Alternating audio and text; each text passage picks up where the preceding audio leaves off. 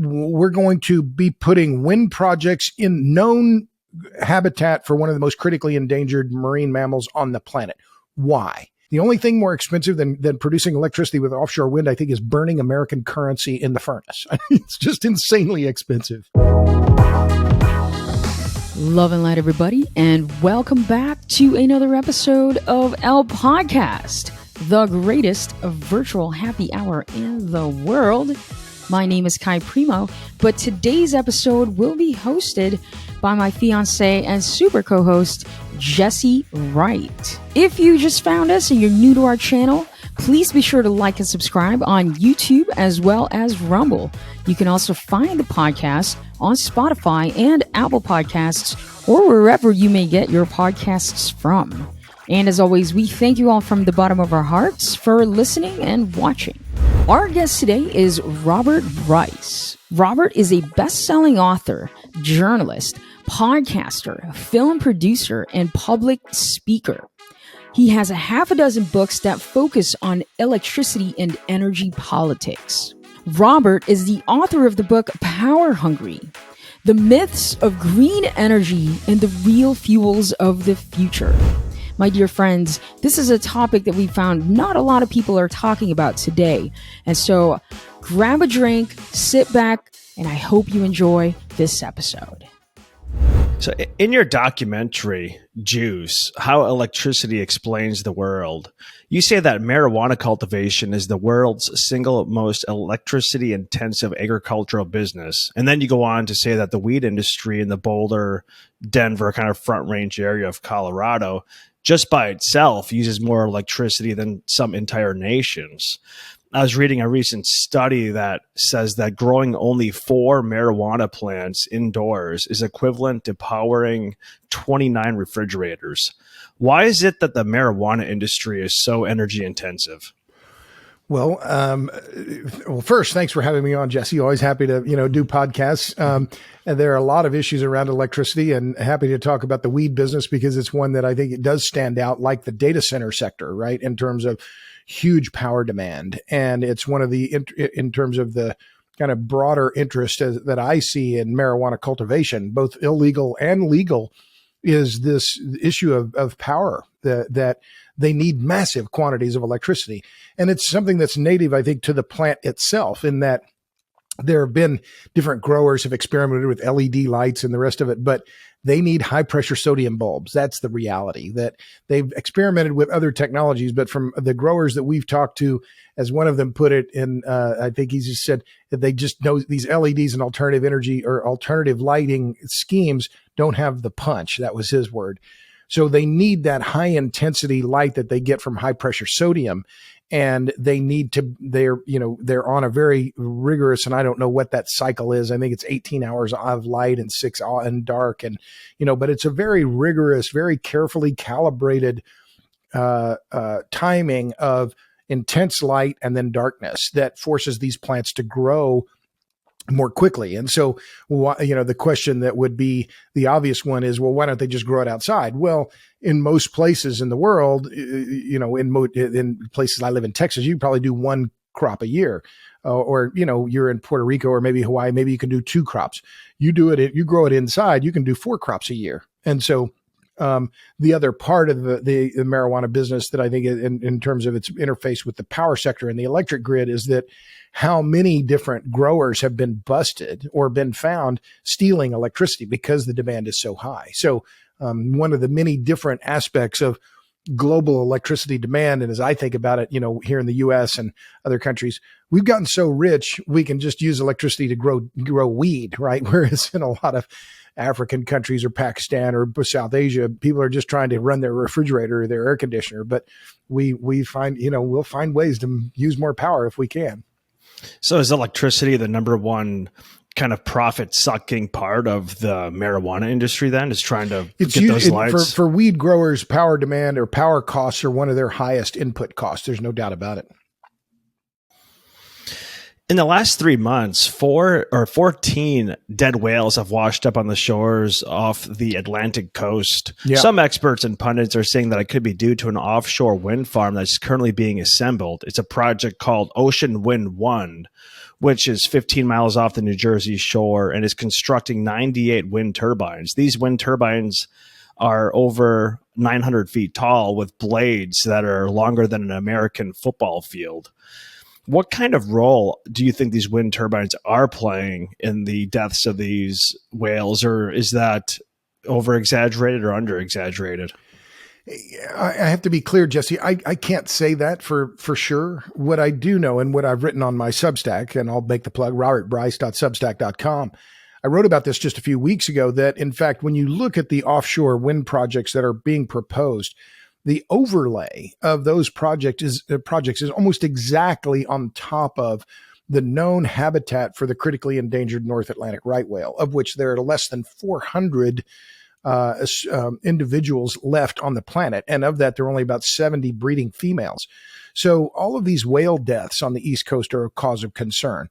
I think it's been humpbacks. I don't know what the other species of whales that have washed ashore, but the number that I saw most recently, I think, was 18. Is there a direct connection between the whale strandings and the development of offshore wind? There are a lot of factors involved here. But what I will say definitively, and I think that I'm a longtime critic of the wind industry. I think that this industry in many cases has acted incredibly irresponsibly.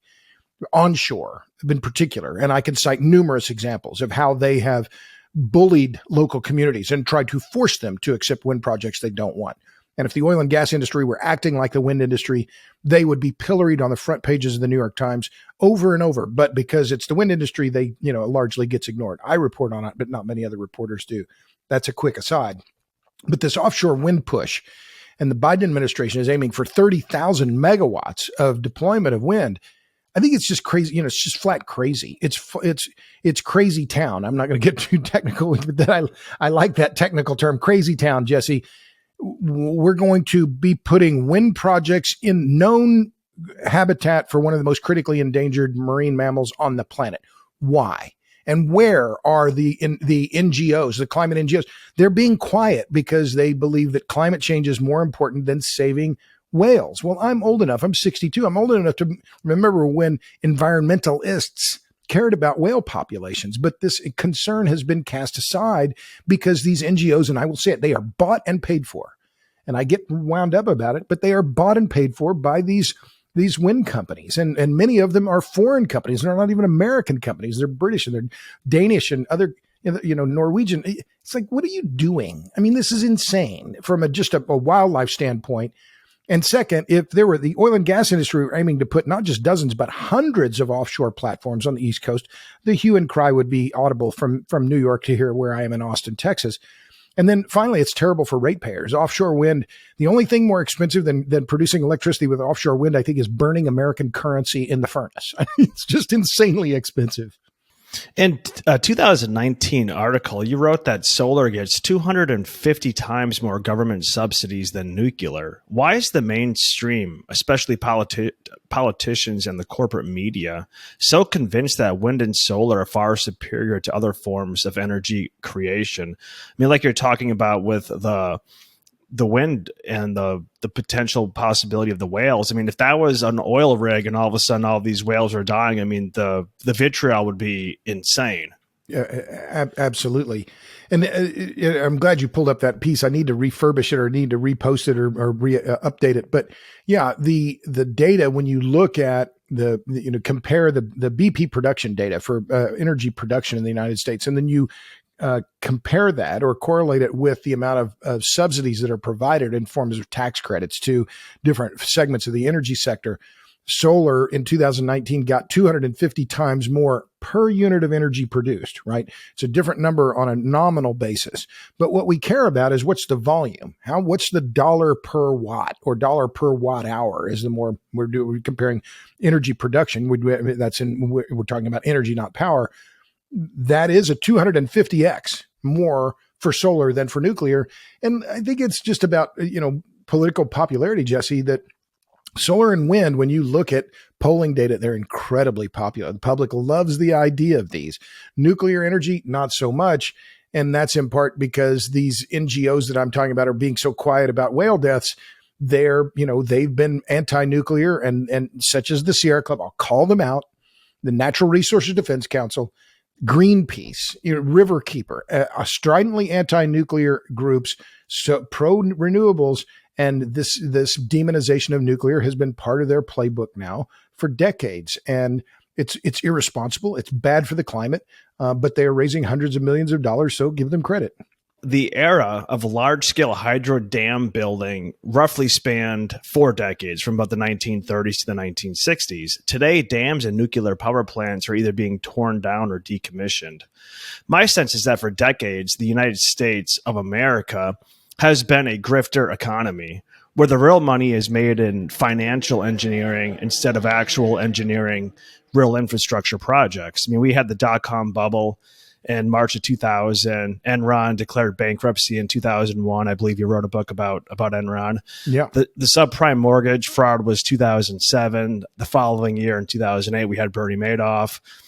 And we had Theranos with Elizabeth Holmes, that whole scandal, and over $1 billion was sucked out of the economy in 2016.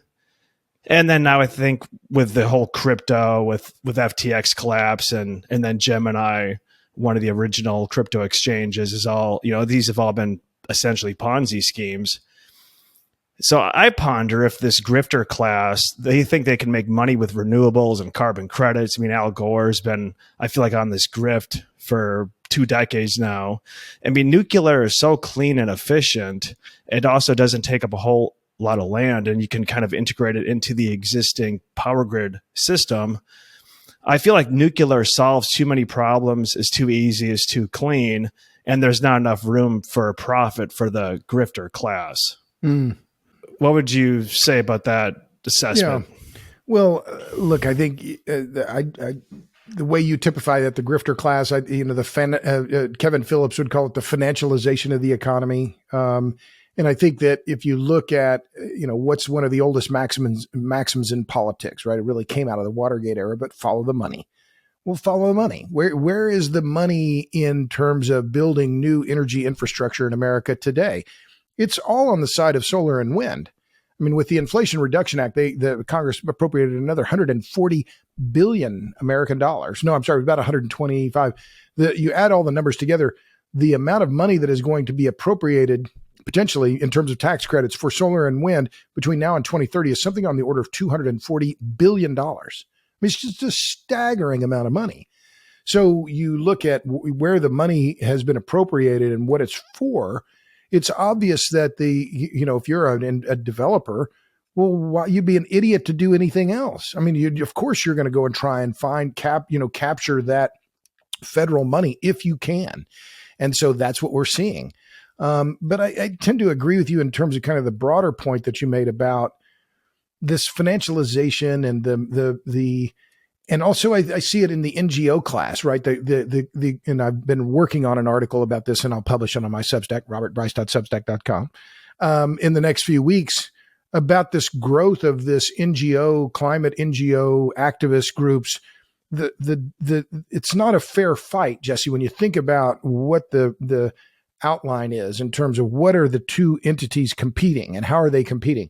Well, if you're in an oil industry, or you're in the nat gas industry, or coal, or even in the utility sector, the electric sector, you have to deliver electrons and molecules. You have to deliver a thing to your customer. The Sierra Club, NRDC, these other activist groups, all they have to do is pass policy, right? They have to, or do campaigns. And so they don't have to produce anything in the physical world. So it's not a fair fight. It's an asymmetric war. And I think it is, in fact, a war over the future of how America is going to energize itself, right? Our grids, as I point out in Juice, electric grids provide almost a perfect reflection of our society, of societies all around the world, right? In Venezuela, Iraq, the countries that are very corrupt, and the grids reflect this. They're not reliable. In Finland and Northern Europe, no one steals electricity. The grids work great. Iceland, they work great, because it's a very homogeneous society, no corruption. So the grids are a reflection of the society. So what we're seeing in America is this growth of this massive amount of weather-dependent renewables, and that is a reflection of our society. You get what you pay for. They're a reflection of the money flow. Yeah, I mean, I feel like the whole, and I just posed the question about the grifter economy. is I feel like the renewables are perfect for that class because, I mean, in like your book, you talk about you have to back up wind with, generally they're using natural gas because, right, when wind is not working or solar is not on, or when the wind's not blowing or the sun's not out or it's a cloudy day. So you still have to have a kind of a 1-for-1 backup anyway. So it's like you get a basically charge twice for the same product. And I think that's key is that what we're seeing is this growth of the requirement to build essentially 2 grids, right? Right. The one for weather dependent renewables and the other for dispatchable generation, right? And we can't do without, I mean, we saw it here in Texas just last week where wind and solar, I joke about it, when the weather gets bad, wind and solar go to Cancun with Ted Cruz. Maybe they should come to Puerto Rico, we should go to Puerto Rico. But they're missing in action when the demand spikes and the weather is bad. So what has to step in? Well, it's 95% of the juice that was being generated on the ERCOT grid during those times when power demand was high was coming from dispatchable thermal power plants, nuclear plants, coal plants, and gas plants. And wind and solar were nowhere to be found. And yet, where is the overwhelming amount of the investment going in Texas? To wind and solar, because of course that's where the tax credits are. Right. In your book, Power Hungry, 13 years ago now, by the way, 4th book is out. I'm still proud of that book. I think it has stood up pretty well over the test of time here. I'm glad you pulled it out. That's from the archives now. Yeah, I did enjoy your book. So I have a quote from your book, Power Hungry. Sure. And you say, by nearly any metric that the environmental groups choose, footprint, solid waste production, neurotoxin releases, or carbon dioxide emissions, nuclear power is beyond green. The main problem facing nuclear power is the environmental groups themselves. My question to you is, why is there such an obsession with CO2? And you very rarely hear in the news about mercury poisoning or these other pollutants that are not CO2. And CO2 is a greenhouse gas. And I mean, it's a greenhouse gas because greenhouses pump it in to feed the plants. I guess I'm curious why no one focuses, at least in the mainstream, on the actual pollutants of coal and what the actual environmental impact of solar and wind is by displacing, wafts or massive swaths of land to put these very low watt, these low voltage, quote unquote renewable energy platforms on. Sure. Well, I'll without sounding too much the pet at here, Jesse, I'll be clear. It's low power density, and this is the key, right? And so, as I've thought about my work, and I've written now about energy and power systems for more than 30 years, and in my book, Power Hungry, I laid out the 4 imperatives: power density, energy density, cost, and scale. And power density is the first one, and it's the most important one. And so what we're seeing is this build out of solar and wind because they're politically popular and there's a lot of money behind them. But the problem is because they have low power density, I've coined what I call the iron law of power density. The lower the power density, the higher the resource intensity. And you can see this when you look at nuclear power. So Indian Point nuclear plant, which was shamefully closed under the administration of Andrew Cuomo with the full support of the Natural Resources Defense Council and Riverkeeper. Those should be charged criminally for what they did, I think. I mean, just what their complicity, is that the right word? In this closure, that power plant produced 2,000 megawatts of power, dispatchable power, right? And had a footprint of 1 square kilometer. The producing the same amount of electricity that was being produced from Indian Point was about 16 terawatt hours a year. You'd need an area about 1,600 times larger. The amount of land that you would need, and it's not just land, it's copper, concrete, steel, neodymium iron boron magnets, the massive amount of stuff that you have to use to counteract that low power density. The lower the power density, the higher the resource intensity. So yes, nuclear is beyond green because it requires so little land, and because the power density is very high, you don't have to have as many material inputs. And this is going to be a key issue, and it is already becoming a key issue for these projects now, the renewable projects, because the commodity prices are going up: steel, copper, neodymium. these things are going up in price, and they're becoming, the mining of them and the production of them is becoming more difficult because over time we're having to mine lower and lower grade ores.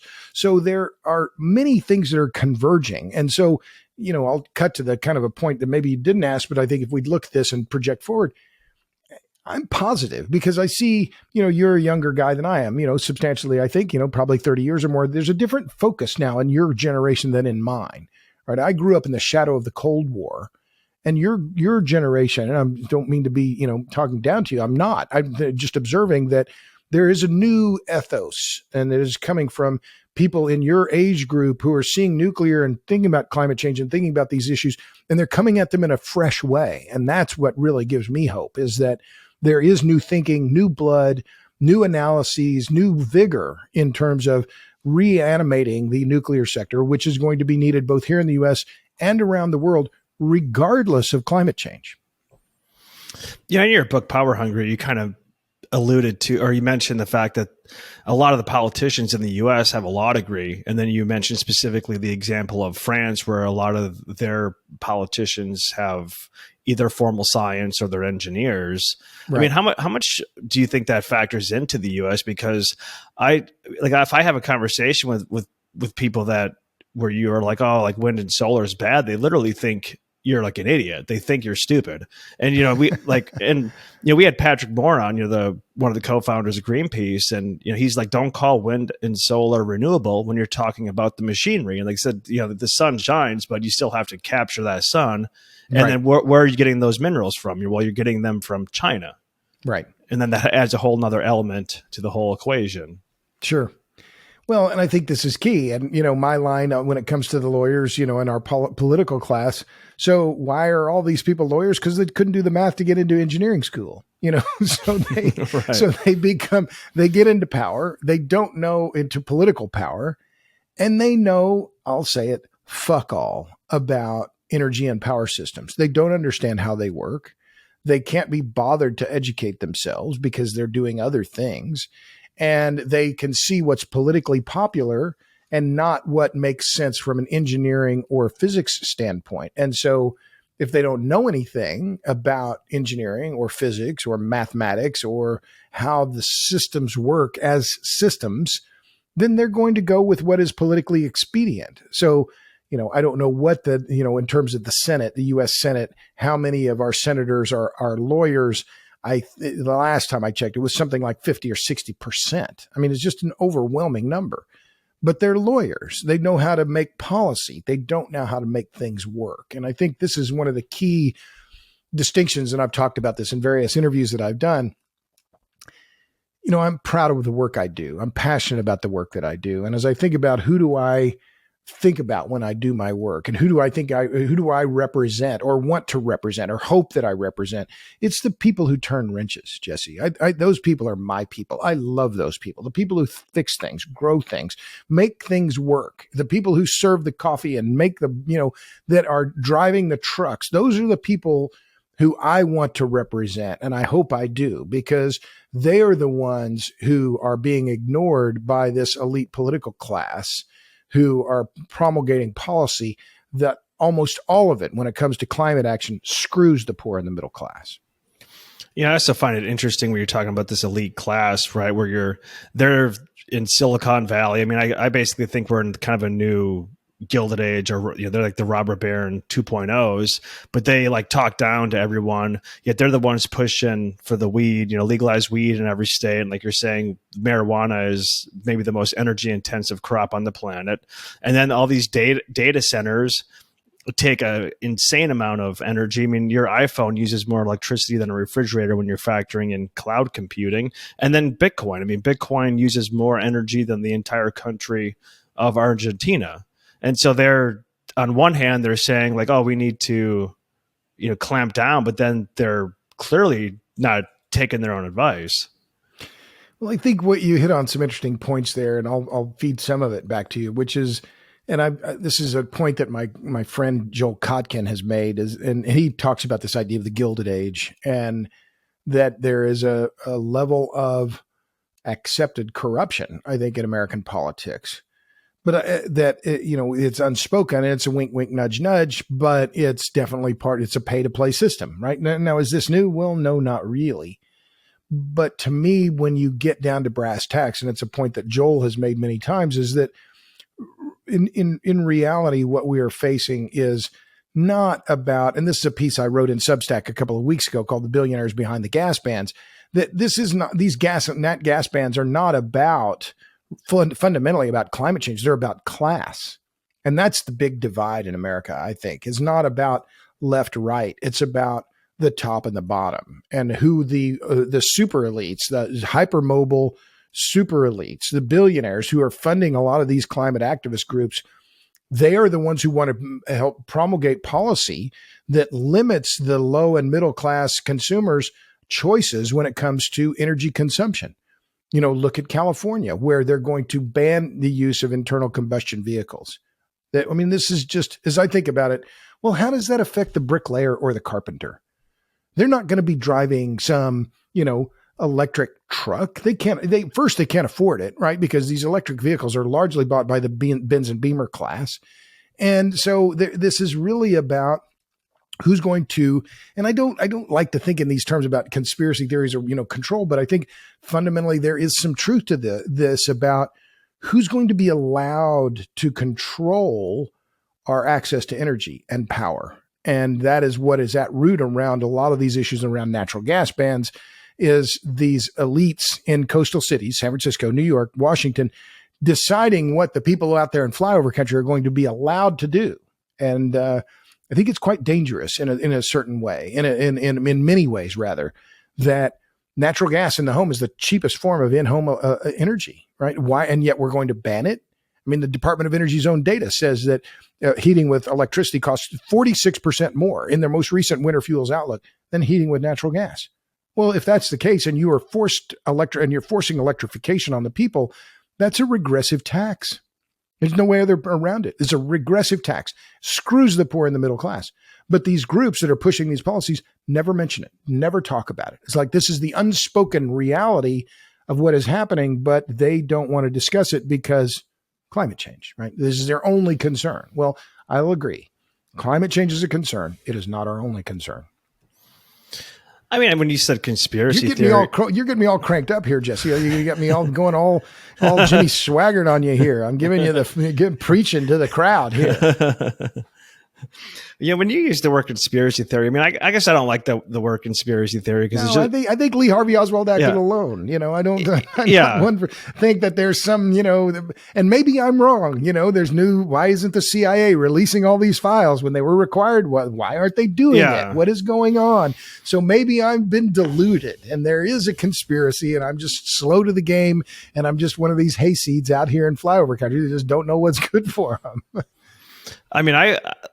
Like the Forbes richest people in the world list, they started doing that list in 1982, and there was only 13 billionaires on that list.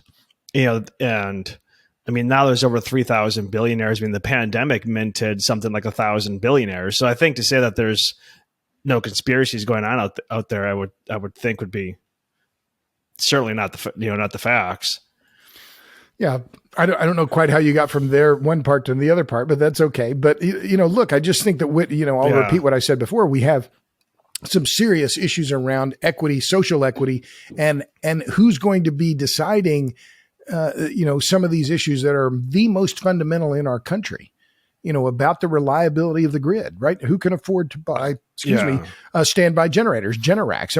You're in Puerto Rico, a lot of people there have standby generators, right? They may not be Generacs, but the small generator where the power goes out in Puerto Rico. I've seen it myself. I've been there. So who can afford that standby generator? It's not the folks in the barrio. It's the people who have, big houses and big incomes. In your book, Power Hungry, you say, although guilt, anger, and fear are key elements of America's gullibility when it comes to energy matters, the most important factor is ignorance. Most people simply don't understand how energy and power are produced, and the lack of knowledge combined with widespread scientific illiteracy and innumeracy make for a deadly combination. Now, your book was published in 2011. Do you think that we 2010, 2010? Okay. Do you think that we'd be having this exact same conversation a baker dozen years later? Or do you think maybe it's even worse now? I mean, we have a high school dropout like Greta Thunberg who's influencing environmental policy globally. And this, like her ideology is more of a religion than it is based in science or any type of physics or, climatology or any actual science. That's interesting. I hadn't thought about it. Are we more educated, more literate today than were back when Power Hungry came out? I can't really assess that, Jesse. We've already talked about the political class and the ignorance, the physics, ignorance of scientific illiteracy and innumeracy more broadly in the American public. I think that is unassailably true, that there is widespread scientific illiteracy and innumeracy. People don't understand basic physics. They don't understand basic mathematics. And I'll be honest with you, I didn't either. And, 20 years ago. And I've been on this path of trying to educate myself and Power Hungry was one of the first books where I really had to challenge myself and figure out, okay, what is really happening and understand the ideas around power density. And I taught myself. And now I'll be clear, people like I read the books by Václav Smil and my good friend Jesse Wright, who's been on the podcast. Their writing really helped me understand how to think about energy and power. And by the way, they're not the same thing. Energy is the ability to do work. Power is the rate at which work gets done. We don't care about energy. What we want is power. We want the ability to do work. I don't really care.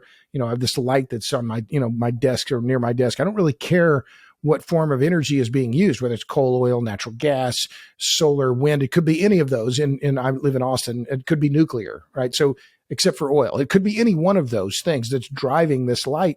I don't care what the energy form behind it is. I care that I have lighting power. So that's key. And one of the things that motivates me in my career is to talk about these things, to do as much education as I can, to make these topics as lucid and as approachable and as clear as I possibly can. That's my charge. And I'm hoping, I want to stay at it. I want to do this for another 10 years. I don't play golf. I got nothing else to do. I'm going to stay on it.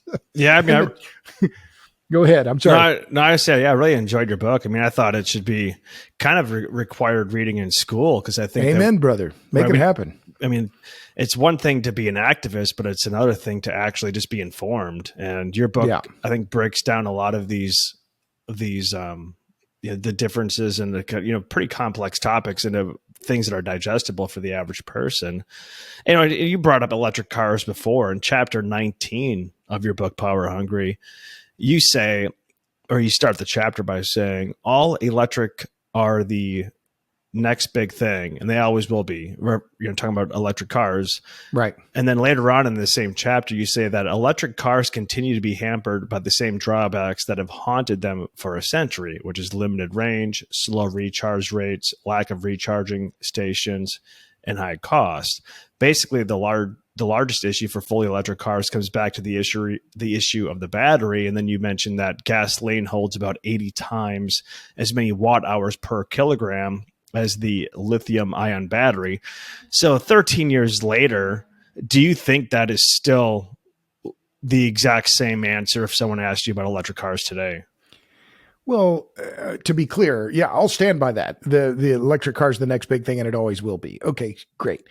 They were 6% of U.S. auto sales last year. I get that. I understand it. And I've driven a Tesla. I've driven a couple of them. They're fancy, right? And they're super fast, So but do I want one? Would I buy one? Hell no, I don't want one. They're too expensive. I don't want to have to plug it in. Maybe it's just because I'm an older guy. That doesn't appeal to me, right? It appeals to a lot of people, and that market is going to grow. But there are also very clear limits. And in terms of, we talked about material inputs, and the material inputs for electric vehicles are astronomically high in terms of the amount of copper, the amount of aluminum, the amount of other things that these things that have to be manufactured to high degrees of tolerance to make the electric vehicle thing work. And then you have to build out the charging network. Well, who's going to use the charging network? Well, it's the people who own electric cars. And who are the people that own electric cars? It's the wealthy. So again, we come up with this class issue where you're going to have low and middle income consumers subsidizing the expansion of the electric vehicle charging network, even though they're never going to use that network. So there are many challenges. Yes, electric vehicles are growing. The market is growing, and these cars are cool. There's no doubt about it. Are they going to supplant the internal combustion engine? I don't think they will, despite massive bets that GE and some of these other companies are making. And I'm curious to see when we get to about 2029 or so, and GM is looking down the barrel of canceling all the production of all of their internal combustion vehicles. Are they really going to do that?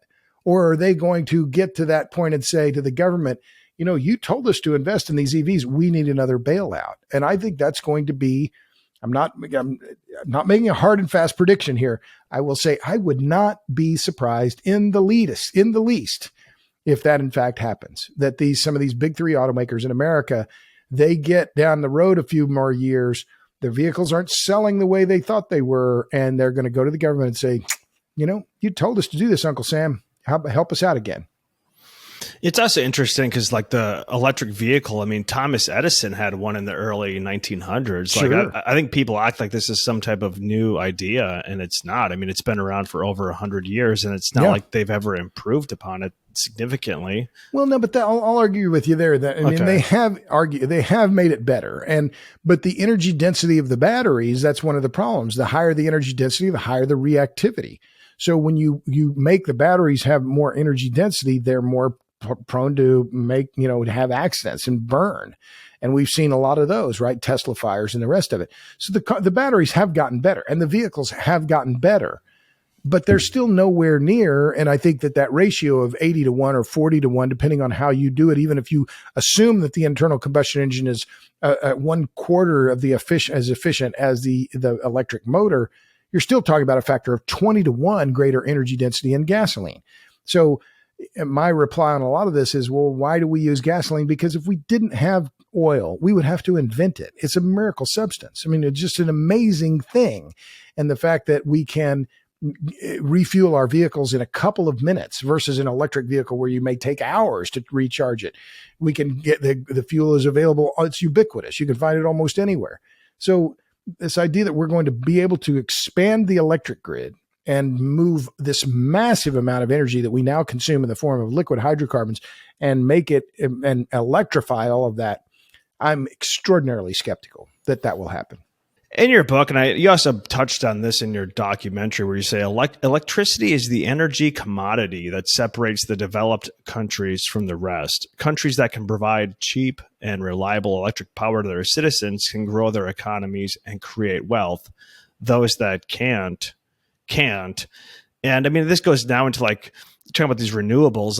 If we're going to switch over to renewables, then we're essentially going to ask people to be poor, which is like you're saying in the documentary, like no one's going to volunteer to be poor, be less well off. Right. What is the perfect solution? You talk about end to end in your book, and I still think that you have that same philosophy, which is basically natural gas to nuclear. I imagine that plan is still the best way that we can all enrich ourselves, economically and environmentally. Yes, I'm glad you brought that up because yes, I've been saying the same thing now for 13 years with natural gas to nuclear. If we're serious about decarbonizing and we want the best no regrets strategy as we look at the future, natural gas and nuclear is the way to go. And why is that? Well, because both technologies are mature. The technologies are widespread and easily available. We just look at natural gas. The amount of gas that's available globally staggers the mind. Some of these discoveries that have occurred in Africa over the past few years, enormous off the coast of Senegal, Mozambique, Tanzania, massive deposits of gas, huge amounts of stranded gas in the Eastern Mediterranean that could even be going into the European market. If Iran ever gets their act together, they have massive gas resources that could be supplied into Europe and potentially supplant Russian gas. So that economy and that technology, very well known. The resource base is staggeringly large. Nuclear energy, complex topic, but one that, again, if we're serious about reducing emissions from the electric sector, we have to go to nuclear. There's just no way around it. But instead, what are we seeing around the world is a rush to coal. Coal demand is booming, and India has already said this year alone their coal demand will increase by 8%. China, it is not reported very much, building about one new coal plant a week still. So if we're serious, and I say we, the papal we here globally, there really is only one way forward for mass decarbonization at scale, and that's using natural gas and nuclear, with a focus in particular on nuclear. But it's going to be hard, Jesse. I mean, it's going to take a long time, and it's going to require a lot of international cooperation, which is going to be very difficult.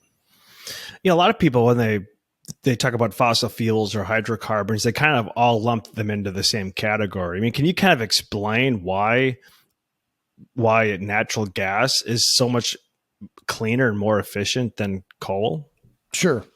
Well, during combustion, when it's burned, gas emits about half as much CO2 as coal. So if we're looking, people talk about the hydrogen economy. I said, well, we're already in the hydrogen economy. It's just we're using fuels that have a carbon attached to those hydrogens. So the obvious example of that is natural gas, CH4, 1 carbon atom, 4 hydrogen atoms. My friend Chris Wright, his favorite hydrocarbon is propane, C3H8. So 3 carbon atoms for 8 hydrogen atoms. So a little bit higher carbon intensity than natural gas, but propane is a very flexible fuel, right? Can be used in transportation, can be used in cooking, it's used in petrochemicals, home heating, a lot of very versatile fuel. So the gas is sometimes called the queen of the hydrocarbons. That's different from king coal, which still, despite, in being in use now for centuries, still we're producing 38% of global electricity is produced from coal. These fuels are they dominate in the global primary energy market to the tune of 82% of global energy, because they can provide the energy and power services that we want. So, this idea that we're suddenly going to switch to something else and we're going to quit using these fuels.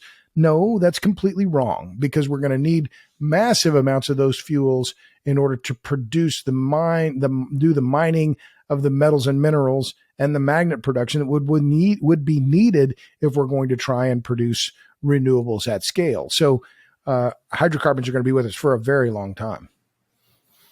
A barrel of crude oil during the refining process has several different cuts, ranging from asphalt to basically butane. Right. And then, you have, in your book, you mentioned about how there's going to be a much bigger demand for kerosene and jet fuel going forward, and gasoline is kind of plateaued. Is there any possible way that, planes and trucks and things like that would be able to run on anything that is not diesel or jet fuel?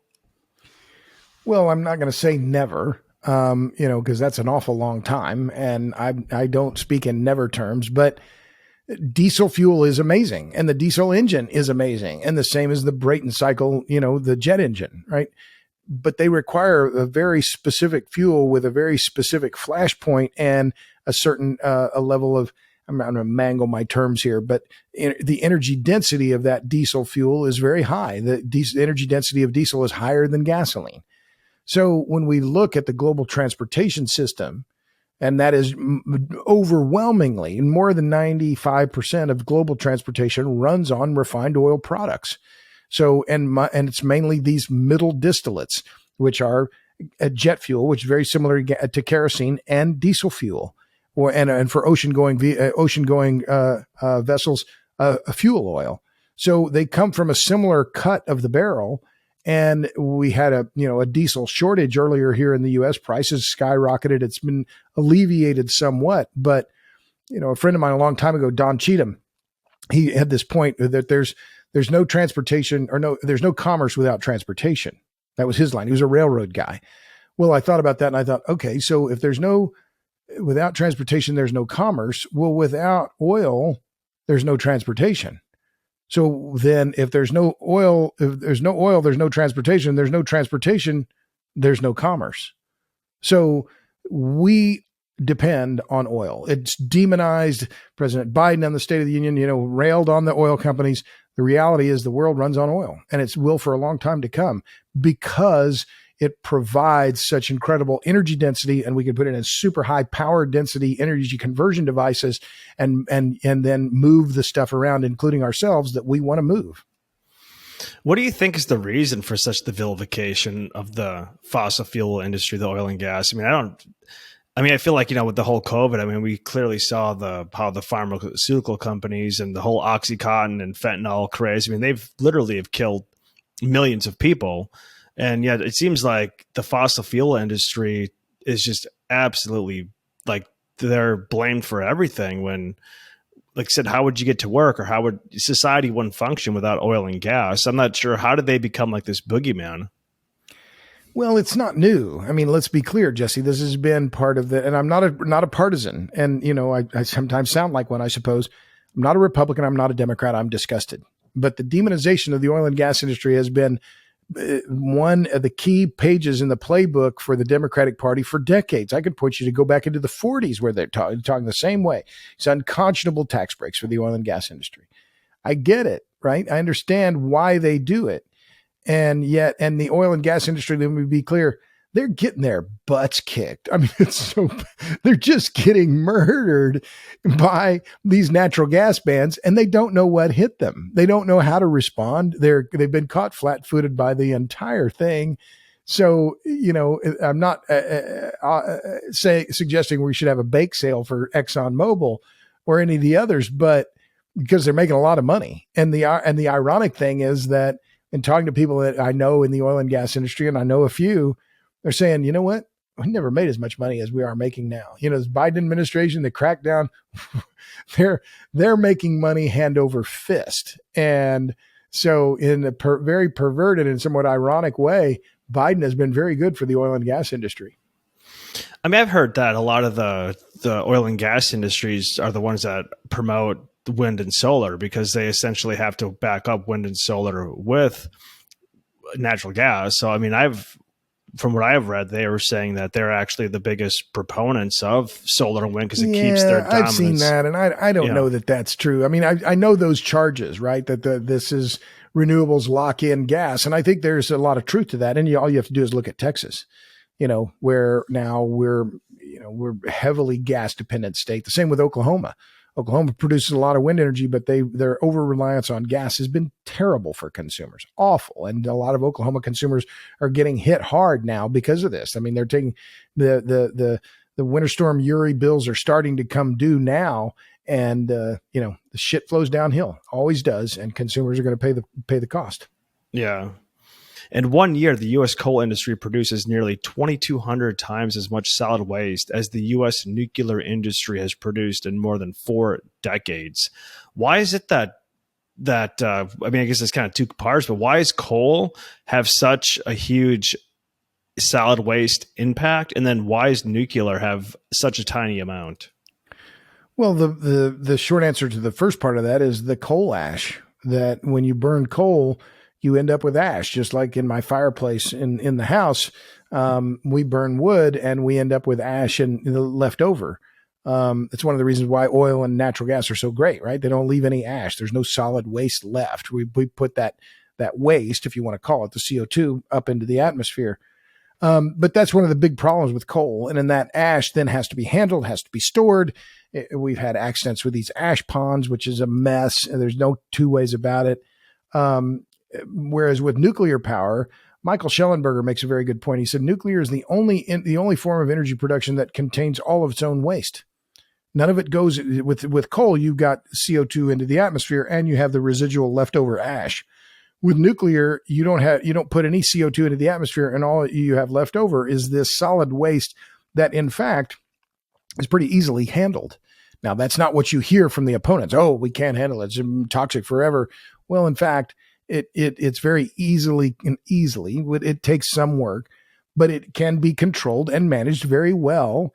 The French do it. The Japanese do it. This can be managed, but the opponents, and give them credit, the NGOs, I don't call them green groups. I don't call them environmental groups because they're neither, But these climate activist groups, they've been very effective at demonizing nuclear energy, and it's been bad for the environment, bad for the climate. But, they have hundreds of millions of dollars behind them, and I don't expect that they're going to change. So what are the environmental groups? What's their solution? Prayer. No, they've been pushing the same, stupid, I will say stupid and indefensible policy for decades. And it's this claim that we can run the economy on nothing more than solar and wind and maybe a little hydro. And it's just not true. It's never been true. It's not going to work. It can't work. And yet this has been the claim that they use to raise money and give them credit. They've been very effective at it. But it's bad policy. It's sloppy thinking. But it's politically appealing, and they raise, the Sierra Club's budget is close to $200 million a year. The Natural Resources Defense Council, I just looked, their budget in the most recent reporting year, nearly $500 million. These are massive organizations. Yeah, when we had Patrick Moore on, I mean, he said that Greenpeace brought in over $100 million, and I believe it was 1982 or 1983. And when he left, he basically said they were just more of a business and trying to scare people, use fear mongering so people would write a check. Yeah. And I mean, I feel like, that was 40 years ago. I mean, it's just intensified since then. I mean, there's so many NGOs and nonprofits and, big philanthropy now. And it's just I feel like we're at a point where no one really knows what the truth is out there, because there's so many different marketing agendas. Like, to say, like, what is green? I mean, when you're dispelling the green myths in your book, I mean, what does the word green even mean? I mean, it's just a marketing term, right? I mean, nuclear is green if you want to. Absolutely. Right. It's the greenest form of power generation. And that's what Meredith Angwin's points, who she wrote a great book called Shorting the Grid. She's been on my podcast, the Power Hungry Podcast, 5 times. She says renewable is a marketing term. And that is a really clever way to think about it. It's a marketing term.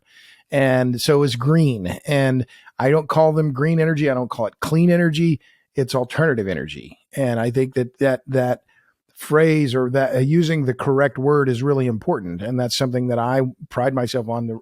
As Twain said, the difference between the right word and the wrong word is really quite a large thing. It's the difference between the lightning and the lightning bug. And so it's alternative energy. It's not green and it's not clean. What are, kind of some of the solutions, and where do you see us in, say, 5 or 10 years from now?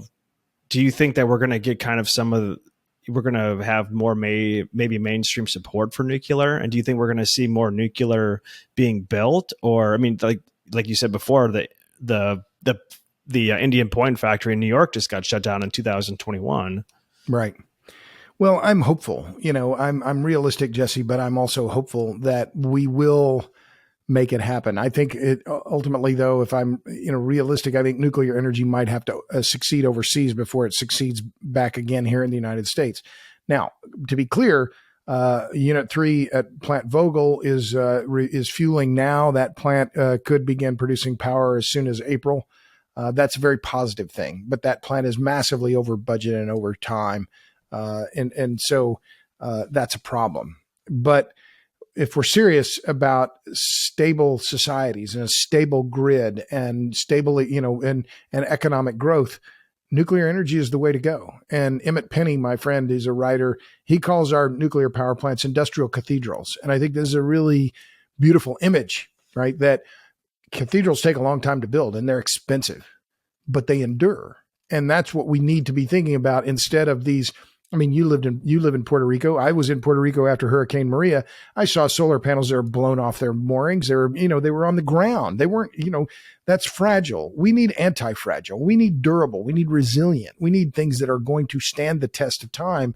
And I think that means nuclear, that investing in that is an investment in the future of our society. And that's the kind of long-term thinking that we need, instead of building flimsy power plants that can be damaged in bad weather. That's the opposite of what we should be doing.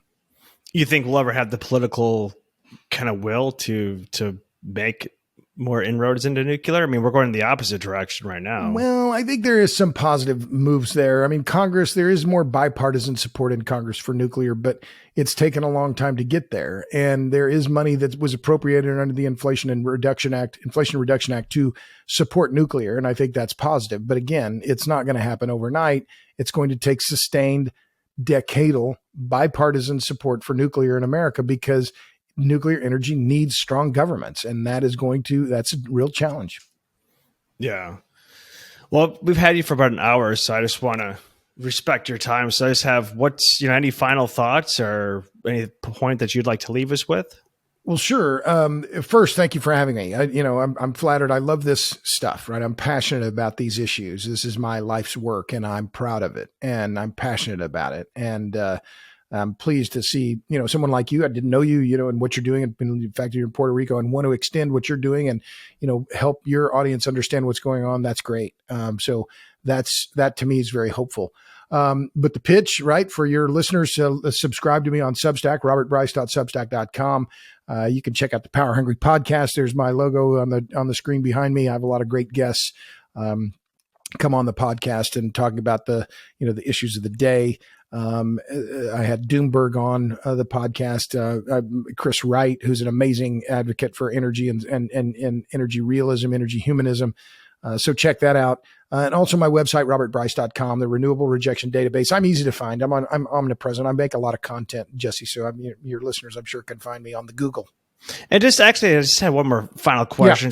Yeah. So, since you did go to Puerto Rico, I mean, I had one of my parents' friends. He has worked in the power industry for over 40 years. I wanted to have him on the podcast, but he didn't want to come on because he's afraid he's going to get canceled for some of his views. Yeah. But when I was asking him about Puerto Rico, he basically said, because all the Puerto Ricans, or I shouldn't say all the Puerto Ricans, but a lot of the Puerto Ricans think that when you're here, the company's now Luma, but they say Luma's corrupt and that it's kind of like these people are basically making them not have electricity. Then when I talked to him about it, he's like, well, you're on an island in Hurricane Alley, and what do you think is going to happen when you get smashed by a bunch of hurricanes or high winds?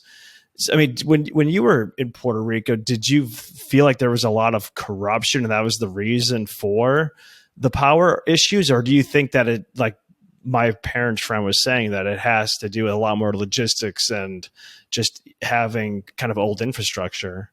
Well, I think there are a lot of factors there. And the old infrastructure is part of it. But yes, I don't doubt that. And that was something that was an open secret with PREPA, which is the predecessor company, that there was a lot of corruption in PREPA, that it was a company that was being run and feather bedded by the political parties that were in power. So, look, these things take time, but I think it, fundamentally, it's also about the fact that Puerto Rico is a territory of the United States. It's not a state. And so you compound that fact that there's no voting member in Congress. And so you just set the stage for a society or an island that is not well governed. And that's reflected in the electric grid. But but that's a longer discussion than I think we have time for today, Jesse. So I'll leave it there. Yeah, well, thank you so much and appreciate your time, Robert. All right, my friend. Good. My dear friends, that is it for this episode of El Podcast. Once again, if you're not yet subscribed, please subscribe on YouTube as well as Rumble. You can also find us on Spotify and Apple Podcasts or wherever you get your podcasts from. I would say that's probably one of my favorites by far that we've done, and it's unfortunate I missed it, but hopefully we'll have Robert Bryce back on again on the show. We thank you all from the bottom of our hearts for watching and listening, and we will see you on the next episode.